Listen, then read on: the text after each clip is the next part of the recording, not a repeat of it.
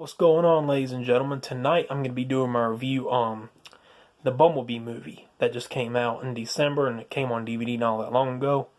If you haven't seen the movie, just pause the video and go back to it. You can pause the video if you want, but if you're going to take my advice, just pause the video and come back to it after you watch the movie. So I'm going to just go ahead and do it right now. And now on to the review. As much as I don't like saying this on video, I'm going to be honest. I was disappointed. If that's even the right word. But, on to the movie. The beginning, we pretty much see Cybertron, like all the robots are all fighting and all that kind of stuff. We see Shockwave only had a few seconds of screen time in total. Less than the Shockwave on Dark of the Moon did. But, and of course Optimus is in it, voiced by Peter Cullen. And the movie was mainly about the girl having the job, like, was it a hot dog stand? Corn dog stand? I want to say it's a corn dog stand. But either way, for me, it just wasn't my type of movie.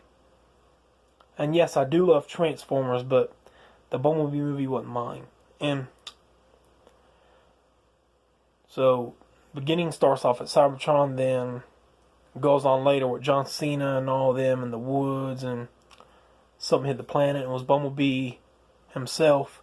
And then you got in a fight with a Blitzwing, and which I'll get to the subject of Blitzwing in a moment here. Then Blitzwing, like jam Bumblebee's voice box, so that's what caused Bumblebee not to talk. And before I say anything else, the movie takes place in 1987, so that's why folks are like calling like the movie 1987 instead of 2018 when they compare like which version of Bumblebee like better, 87, 2007, 2017, 2011, or whatever. So yeah. And at the end of the movie, we see Bumblebee. Well, I'm gonna get to that in a moment. Get to that later. And after all the Blitzwing and all them fights, we see Charlie in a situation. That's the girl's name. Don't remember the lady's name who played as her, but I know the character is Charlie. And the movie, her dad passed away, and she had like a stepfather replacement. So her mother, I suppose, got remarried. So after Charlie's dad passed away, but and then she bought her car Bumblebee from like the junkyard, and since back then they didn't really have smartphones and all that kind of stuff in the 80s, and Bluetooth streaming music on the radio, so they had like cassette tapes. So that's how Charlie used Bumblebee's way of talking. And of course Charlie had that boyfriend, which Charlie didn't want anybody to know that Bumblebee actually, the car was actually Bumblebee himself. And then until her boyfriend came in. I don't remember the character's name, and I don't remember the actor's name. But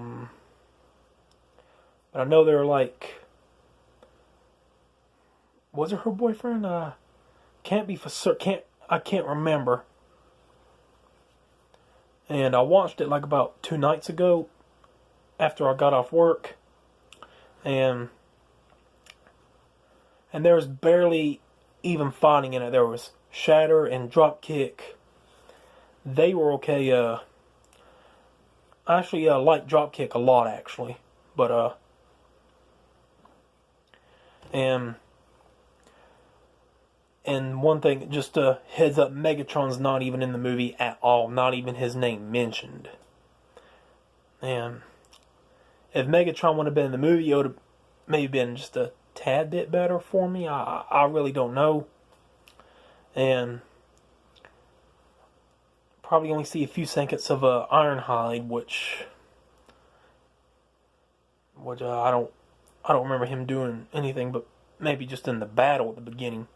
Then, so pretty much Dropkick and Shadow are the only main villains in the movie. And Dropkick's not the reason why I like the movie, but I just like Dropkick as a character. But there's only one thing that I personally like about the movie, is John Cena in it, since he's one of my favorite wrestlers, and he's a pretty strong man. And then at one part of the movie where Charlie was supposed to go like jump off like the cliff and go into the water, but she didn't. And we never really see Bumblebee actually fighting other robots till the end of the movie, which would be Dropkick and Shatter. And Shatter is a female. I didn't know that till before I watched the movie. And the movie is not even directed by Michael Bay. It's by I want to say his name's Travis Knight, but I know his last name's Knight. And people seem to like this movie better than like Bay movies, but me, I'm opposite. I like the Bay movies a lot better. And the Last Night, to be honest with you, Transformers: The Last Night. Well, I'll get to that in a moment.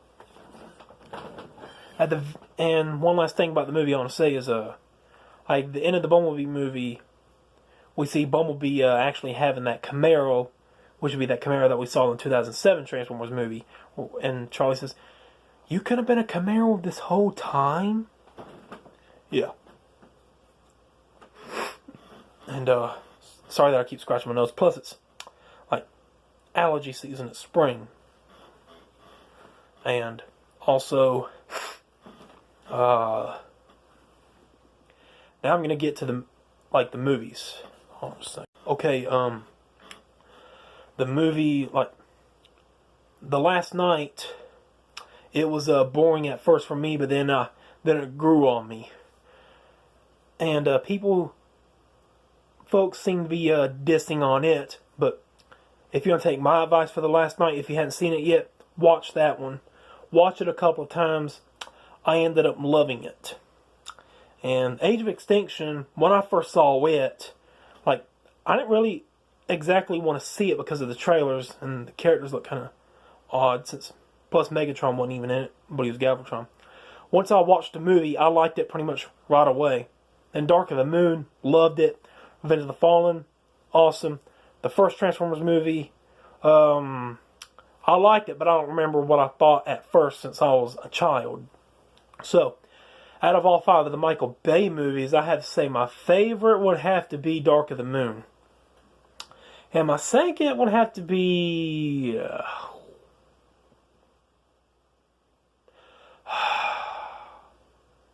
probably The Last Night. Yeah. And but there's things I like about all the Transformers movies combined. I know I'm getting to another subject, but the review's supposed to be about Bumblebee. But there's things I like about all five Transformers movies combined, like Megatron getting revived in the ocean, and like certain characters in certain movies. I definitely wish Hound and Ironhide would have been in the same movie together. That would have been terrific. And I don't know, like they would have probably got along great, but they also been fighting, kind of like the Skids and Mudflap relationship, probably, since Hound was always starting fights with somebody, except for Optimus and B, but maybe even Hot Rod. But he's pointing guns at Crosshairs, and he was doing something to Drift. I like Hound. He's like the Transformer version of John Goodman, which that's who played as him. And other thing I like about Combine is, one thing I wish is the Transformers 5 version of Megatron in the same movie as Transformers 1 version of Optimus Prime. Like the classic Peterbilt truck. And Shockwave being in it too. I would love to see Shockwave get more screen time than he had. And I would love to see Corey Burton do his voice. And I like to have blackouts in the movie, like. And one more thing before I get back to the Bumblebee subject. Like, if I had to have my own Michael Bay my own version of Michael Bay Transformers, I would name it Transformers The End, as in Decepticons sacrifice the Earth to save Cybertron. I would have Optimus, Peterbilt truck form, Hound, Ironhide, Crosshairs, Drift, Sideswipe, and Hot Rod maybe. And Decepticons, I have TF5, Megatron, Shockwave, Blackout, Nacho Zeus, and all the other original Decepticons except Starscream. I was happy when Starscream died in Dark of the Moon, to be honest. Don't like to sound brutal, but I was kind of happy. Okay, back to Bumblebee.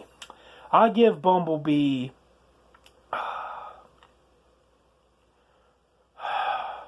a 1 out of 5. If not less. I was very unsatisfied.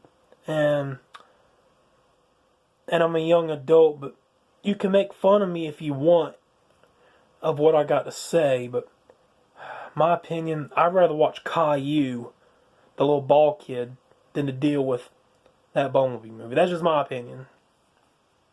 But I ain't criticizing nothing, but it's just honest opinion.